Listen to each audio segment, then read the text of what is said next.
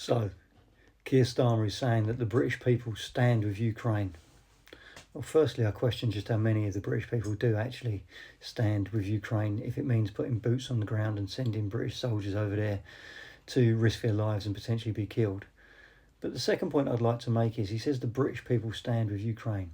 But last summer, when many British people, tried to stand with British people, he condemned them as far right thugs.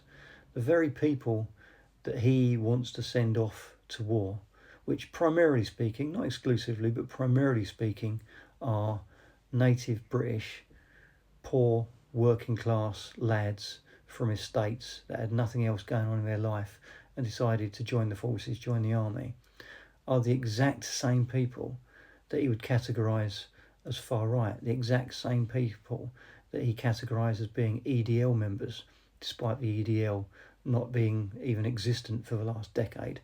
They're the exact same people that go to football matches that he would call football hooligans. They're the exact same people that have many, many, many views that he would condemn. So it's fine for him to want those people to go off and fight for a war or defend a country that actually has nothing really to do with us. And largely speaking, the whole war is a creation of Western governments and the Russian governments playing geopolitics together over a country. It's fine for young British kids to go and put their lives on the line for that. But as soon as they want to complain about what's happening in their own country, as soon as they want to say, well, what about the invasion that we've got going on? What about the issues we've got with housing and homelessness and the lack of jobs and the fact we can't get proper health treatment? Then suddenly you're far right, or you're a thug, or you're not acceptable. You can't fucking have it both ways. You can't want these people on your side.